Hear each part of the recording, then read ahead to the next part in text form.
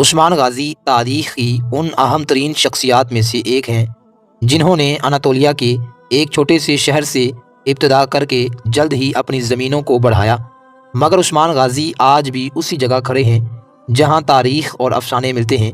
مطلب یہ کہ ان کے بارے بہت سی مشہور باتوں کو تاریخ دان ماننے سے انکاری ہیں، مگر وہ باتیں ترک روایات اور قصے کہانیوں میں صدیوں سے چلتی آ رہی ہیں۔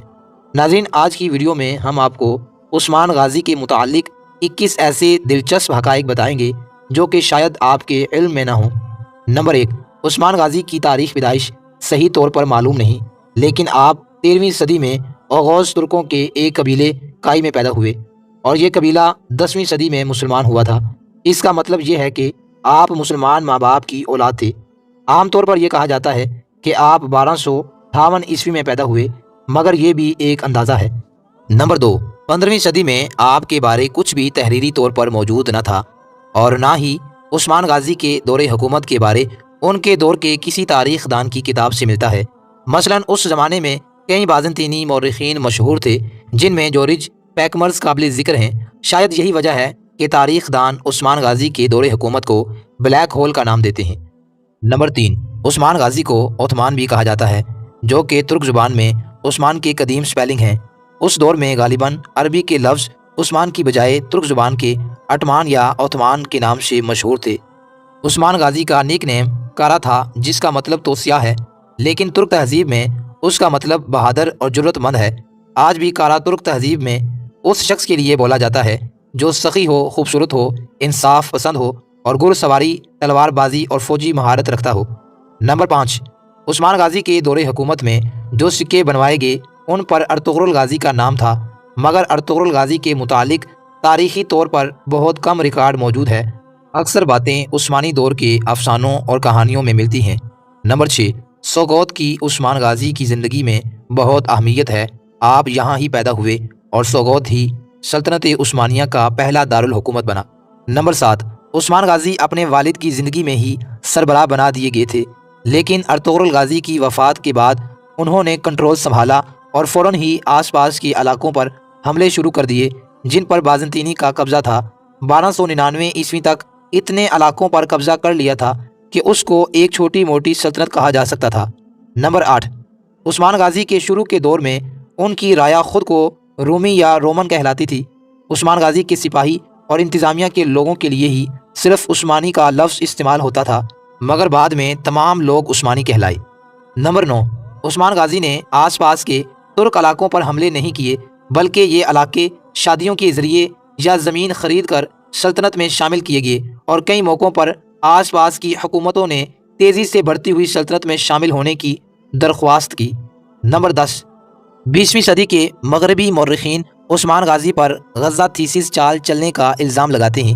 اس کے مطابق عثمان غازی نے آس پاس کی مسلم ریاستوں کو کافروں کے خلاف مقدس جہاد کا نام دے کر اپنے ساتھ شامل کیا۔ ایسے تاریخ دانوں کی تعداد بہت مختصر ہے اور دوسرے بڑے تاریخ دانوں نے اس بات کو رد کیا ہے اور یہ کہا ہے کہ سلطنت عثمانیہ مذہبی رواداری اور برداشت پر قائم سلطنت تھی، مگر تاریخ دان اب تک یہ معلوم نہ کر سکے کہ کس طرح عثمان غازی نے شروع میں اپنی سلطنت کو بڑھایا اور سب کو یکجا کیے رکھا۔ پھر کچھ تاریخ دانوں نے ایک اور اندازہ لگایا کہ شروع میں عثمان غازی کی فوج میں مسلمان سپاہی کم تھے، مگر تمام مسلم اور کافر سپاہی مذہب کی بجائے اپنا علاقہ اور طرز زندگی ایک ہونے کی وجہ سے لڑتے تھے، لیکن اس بات پر بھی تمام مورخین متفق نہیں ہیں۔ نمبر 11، عثمان غازی کو بازنطینیوں کے خلاف پہلی بڑی فتح 1302 عیسوی میں ملی جب انہوں نے بازنطینی فوج کو شکست دی جو ان کو روکنے کے لیے بھیجی گئی تھی۔ عثمان غازی نے 5000 سپاہیوں کے ساتھ بیفیس کے باہر ایک بڑی بازنطینی فوج کو شکست دی، جو کہ ٹرننگ پوائنٹ تھا کیونکہ بازنطینی اس کے بعد اناطولیہ سے پیچھے ہٹنے لگے تھے۔ نمبر 12، ترکوں میں اس وقت گوریلا لڑائی کا رواج تھا، لیکن عثمان غازی ایک بہترین جنگی منصوبہ ساز تھے۔ ان کی بہترین حکمت عملیاں آج بھی جدید فوج کے لیے کارآمد ہیں۔ عثمان غازی زیادہ تر اسکاؤٹس پر بھروسہ کرتے اور جنگ سے پہلے رضاکاروں سے مشورہ کرتے تھے۔ جنگ سے پہلے اور درمیان میں خوراک اور ہتھیار احتیاط سے تقسیم کرتے۔ انہوں نے انجینئرز اور معمار بھی رکھے ہوئے تھے جو راستے میں سڑکوں اور پلوں کی مرمت کا کام کرتے تاکہ راستے میں فوج کو کم پریشانی کا سامنا ہو۔ نمبر 13، عثمان غازی نے کسی بھی علاقے کو فتح کرنے کے بعد مقامی لوگوں کے رسم و رواج اور مذہب میں دخل اندازی نہیں کی۔ نمبر 14، ارتھوڈوکس عیسائی جنہوں نے مغربی کیتھولک عیسائیوں سے بہت تکالیفیں سہی، انہیں عثمانی علاقوں میں خوش آمدید کہا گیا، اور خانقاہی درویش مسلم و عیسائی ان کے ساتھ بہت شفقت سے پیش آتے تھے اور انہیں اہم عہدے دیے گئے۔ نمبر 15، انہی درویشوں میں سے شیخ ادابالی تھے جو ارطغرل غازی کے ساتھ اور مشیر تھے، اور انہی کی بیٹی رابعہ بالا خاتون سے 1299 عیسوی میں عثمان غازی کی شادی ہوئی، جس میں ایک خواب کا ذکر ہے۔ اس خواب کی کہانی 100 سال بعد لکھی گئی۔ عثمان غازی کی دوسری شادی ملہون خاتون سے ہوئی جو کہ مقامی سردار عمر بے کی بیٹی تھی، جن سے اورخان غازی پیدا ہوئے، جبکہ رابعہ بالا خاتون سے ایک بیٹا پیدا ہوا جس کا نام علاؤ الدین پاشا تھا۔ یہ دونوں ستیلے بھائی تمام زندگی ایک ساتھ رہے، ان کا آپس میں بہت پیار تھا اور وفات کے بعد بھی ایک ہی مقبرے میں دفن ہوئے۔ رابعہ بالا خاتون اور ملہون خاتون نے ان کی تربیت اس طرح کی تھی کہ ان میں تقویٰ اور للہیت دونوں نمایاں تھی۔ اس کی ایک مثال یہ ہے کہ جب عثمان غازی کی وفات ہوئی تو تب اورخان غازی نے اپنے بھائی علاؤ الدین پاشا کو تجویز دی کہ وہ اس سلطنت کو برابر تقسیم کر کے اس پر حکومت کر لیتے ہیں، مگر علاؤ الدین پاشا نے انکار کر دیا۔ ان کو یہ گوارا نہ تھا کہ ان کے والد کی بنائی ہوئی سلطنت 2 حصوں میں تقسیم ہو جائے، اور انہوں نے رضاکارانہ طور پر اقتدار اورخان غازی کے حوالے کر دی۔ اورخان غازی نے وزیر بننے کی پیشکش کی جو انہوں نے قبول کر لی۔ علاؤ الدین پاشا اورخان غازی کی وفات تک بہترین دوست، مشیر اور وزیر اعظم رہے۔ نمبر 15، عثمان غازی کے 4 مزید بیٹے اور ایک بیٹی تھی، لیکن یہ معلوم نہ ہو سکا کہ ان کی والدہ ملہون خاتون تھی یا رابعہ بالا خاتون تھی، مزید ان کے بارے تفصیل موجود نہیں ہے۔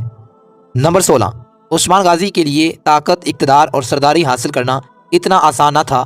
ایک روایت کے مطابق عثمان غازی نے بلجیک میں بازنطینی قلعہ پر قبضہ کرنے کا منصوبہ بنایا، لیکن ان کے چچا دندار نے مخالفت کی اور اس کو اپنی حکومت اور اتھارٹی کو چیلنج سمجھتے ہوئے اپنے ہی چچا کو قتل کروا دیا۔ اب یہ سچ ہے یا نہیں اس بارے کچھ نہیں کہا جا سکتا، مگر اس کہانی کو کئی تاریخ دانوں نے نقل کیا ہے اور کئی تاریخ دانوں نے انکار کیا ہے۔ نمبر 17، عثمان غازی نے اپنی آخری جنگی فتح 1326 عیسوی میں حاصل کی جب ان کی فوج نے بورسا کا محاصرہ کیا۔ اس وقت بازنطینیوں کی آپس میں خانہ جنگی چل رہی تھی اور عثمان غازی نے اس کا فائدہ اٹھانے کی کوشش کی، لیکن ان کو محاصرے کا تجربہ نہ تھا۔ اسی وجہ سے عثمانیوں کو اس قلعہ کی فتح کے لیے 8 سال لگے۔ بورسا شہر کی صورت میں ایک مضبوط گڑھ مل گیا تھا جہاں وہ قدم جما کر قسطنطنیہ کی طرف قدم بڑھا سکیں۔ بورسا کی فتح کے بعد دارالحکومت سوغوت سے بورسا منتقل کیا گیا۔ نمبر 18، بورسا کی فتح کے قریب عثمان غازی بوڑھے ہو چکے تھے اور بیماری کی وجہ سے جنگ میں شرکت نہ کر سکتے تھے۔ اپنے آخری وقت میں انہوں نے وصیت لکھوائی جس کے مطابق بورسا میں موجود چاندی کے ایک گنبد کے نیچے دفن کیا جائے، اور آخری الفاظ جو انہوں نے سنے وہ بورسا کی فتح کا اعلان تھا۔ نمبر 19، شیخ ادابالی نے ہی ایک انتہائی اہم رسم کا آغاز کیا تھا، اور وہ رسم عثمان غازی اور ان کے بعد آنے والے سلاطین کی تاج پوشی کے متعلق تھی۔ عثمان غازی کا تخت پر بیٹھنے کے بعد شیخ ادابالی نے صحابی رسول حضرت ابو ایوب انصاری رضی اللہ تعالی عنہ کے مقبرے میں عثمان غازی کی کمر کے گرد تلوار باندھی۔ اس رسم کا بنیادی مقصد عثمان غازی کو اس بات کا احساس دلانا تھا کہ وہ اب اسلامی عقیدے کے محافظ ہیں، اور بعد میں تمام سلاطین نے اس کو جاری رکھا، مگر جب قسطنطنیہ دارالحکومت بنا تو اس کی ایوب مسجد میں شریف کونیاں ادا کرتے تھے۔